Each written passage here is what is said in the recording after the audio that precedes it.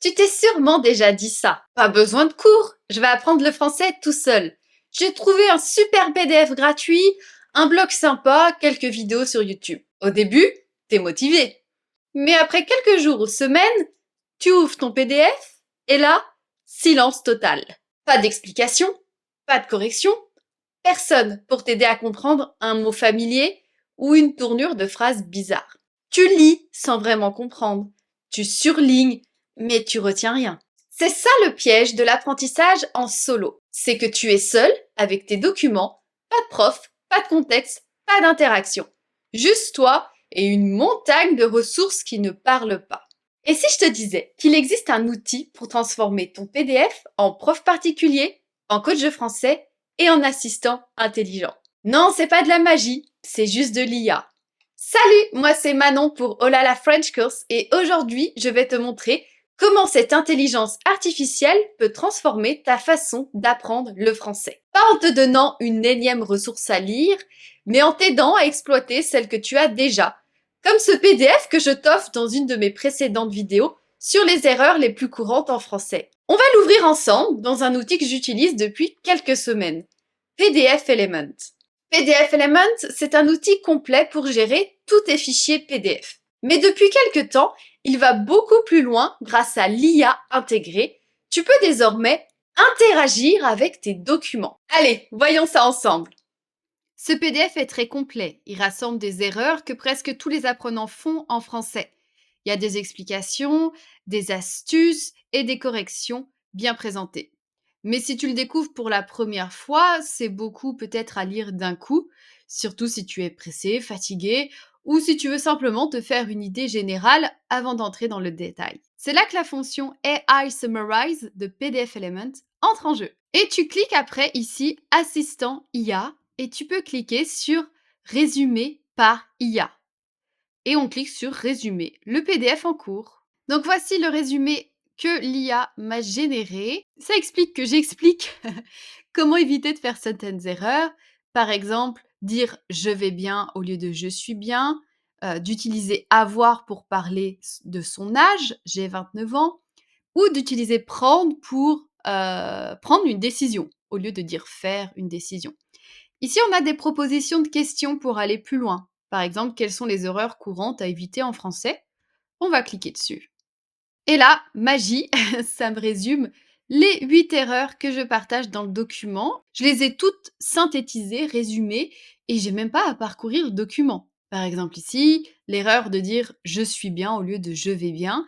Et il y a même la petite astuce que je donne, donc d'utiliser le verbe aller pour parler de son état physique ou mental. Donc cette fonctionnalité AI Summarize, donc c'est parfait si tu veux juste survoler le document, pas le lire entièrement, mais juste avoir une idée générale du document. Si tu veux faire une révision rapide, vraiment c'est parfait, ou si tu veux simplement t'organiser plus efficacement dans ton apprentissage. Ce qui est génial, c'est qu'une fois que tu as fait ton résumé, tu peux générer ce résumé en carte mentale ou mind map. Tu as juste en dessous, c'est très simple, juste en dessous de ton résumé, générer une mind map et on va le faire. Voilà, on a notre carte mentale, on peut la télécharger en image ou en PDF. Je vais la télécharger en PDF. Hop, et voilà, j'ai ma carte mentale du résumé de ce document. On va zoomer un peu ici. Hop, j'ai la carte mentale du coup ici, des erreurs les plus communes, de leurs corrections et des exemples. Donc c'est vraiment parfait si tu as une mémoire plus visuelle ou si tu veux préparer une révision rapide avant peut-être un test ou une session de conversation et tu peux garder ce document en PDF ou en image. On a aussi une fonction discuter avec PDF, donc chat with the PDF, discuter avec le PDF dans PDF Elements. Et ça permet de passer d'un apprentissage passif à actif. Tu ne fais pas que de lire, tu vas te questionner et un peu plus explorer ton document. Par exemple, si tu as des questions sur ici le fait de dire je vais bien au lieu de dire je suis bien. Je vais demander au petit chat ici en bas à droite dans quelle situation je peux dire je suis bien. Parce que je suis bien existe en français. Et là, il me répond, le chat, on dit je suis bien pour exprimer un confort physique plutôt que parler de son état général. Par exemple, je suis bien peut être utilisé si on se trouve sur un fauteuil confortable. Cependant, pour parler de son état physique ou mental général, il est correct de dire je vais bien. Et on peut peut-être rebondir, par exemple, tu te poses la question, quelle est la différence entre je suis bien et je me sens bien? Donc on va lui demander. Et il me répond, je me sens bien et je suis bien sont utilisés différemment. Je me sens bien exprime un état émotionnel ou général de bien-être. Par exemple, on peut dire je me sens bien aujourd'hui lorsqu'on se sent en bonne santé et de bonne humeur.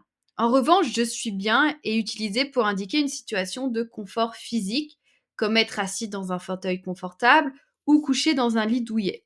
Il est important de choisir la phrase appropriée selon le contexte pour une communication claire.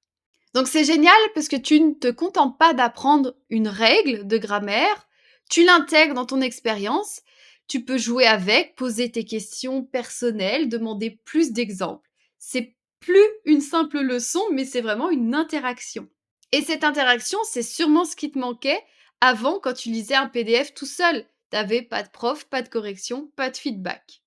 Quand on apprend le français, on a parfois ce réflexe de se dire: «Je crois avoir compris, mais est-ce que vraiment j'ai compris? Est-ce que c'est vraiment ce que je pense?» On a une fonction dans PDF Elements, c'est la fonction de traduction, avec affichage côte à côte. Donc on peut traduire le PDF. Donc on peut traduire, on va traduire en anglais. On peut inclure du coup 2 vues, la version originale et la version traduite. Allons-y. Et voilà, regarde, c'est génial. En quelques secondes, tu as le PDF à gauche original et sa version traduite en anglais. Je suis choquée, ça a même gardé les mêmes écritures. C'est fou. C'est hyper utile si tu as plutôt un niveau peut-être débutant, d'avoir les traductions côte à côte. Tu peux voir du coup les équivalents, les faux amis et peut-être même te créer une liste avec des expressions à retenir. Et ça permet d'être sûr à 100% de ce que tu lis, de confirmer ta compréhension. Et tu peux, là j'ai traduit tout le document, mais tu peux seulement traduire que certains passages. On va prendre un exemple ici. Hop, on va prendre ici la phrase. Ah bah, c'est magique, je l'ai juste sélectionnée, je pensais que je devais la copier. Mais on va la traduire donc de français à anglais. En français, on prend une décision, on ne la fait pas. In French, we make a decision, we don't make it. Évidemment, en anglais, ça va traduire la bonne version, forcément. L'un des meilleurs moyens de progresser en français, c'est de pratiquer activement, il n'y a pas de secret. Écrire, se tromper et être corrigé. Et justement, à la fin de ce PDF, je propose un exercice. Un exercice interactif avec des phrases à compléter. Alors oui, à la fin, je mets une correction, donc tu sais si tu t'es trompé ou pas. Mais on peut aller plus loin. Moi, je conseille toujours à mes étudiants, quand ils apprennent une nouvelle chose, de faire des exemples personnels avec ce qu'ils viennent d'apprendre. Par exemple, ce film me triste à chaque fois. La bonne réponse, ça va être rendre. Ce film me rend triste à chaque fois. Mais on va faire plusieurs phrases avec cet apprentissage, avec le fait de dire rendre plus adjectif. Et on va se faire corriger. On a la fonctionnalité vérification grammaticale par l'IA. Donc ici, je peux écrire mon texte et être corrigé. Et je vais écrire des exemples personnels. Par exemple, PDF Element me rend plus intelligent. Enfin, intelligente, je suis une femme. Alors, est-ce que c'est juste? Oula, j'avais pas vu. J'ai mis me rend plus au lieu de me rend plus intelligente. Bah voilà, il m'a corrigé. Bravo, j'avais pas vu. On va écrire une autre phrase en faisant exprès de faire une erreur. Donc, ce livre me fait heureuse. Voilà, parfait. Il me dit que fait should be changed to rend. En effet, il met la correction ici. Ce livre me rend heureuse. Donc c'est génial, tu as le PDF pour apprendre une règle de grammaire et tu as PDF Element avec la fonctionnalité vérification grammaticale pour pratiquer et avoir des corrections. Voilà, tu as vu comment, avec un simple PDF et les bonnes fonctionnalités de l'IA, tu peux transformer un document statique en un véritable outil d'apprentissage actif. On a résumé, corrigé, traduit, écouté et même visualisé l'ensemble sous forme de mind map. En gros, ce que tu faisais avant en 3 outils, 15 onglets et beaucoup de temps, tu le fais maintenant dans un seul espace en quelques clics. On travaille plus intelligemment et pas plus dur. Et c'est exactement ce que propose PDF Element. La solution tout en un, propulsée par l'IA, pour gérer, explorer, apprendre à partir de n'importe quel document.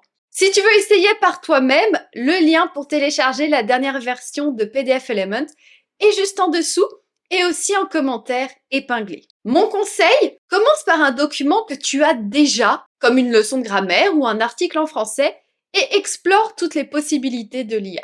Merci d'avoir suivi cette vidéo jusqu'au bout. Pense à aimer, t'abonner et de partager cette vidéo à d'autres personnes qui apprennent le français. Et je te dis à très bientôt pour de nouvelles aventures, en français bien sûr.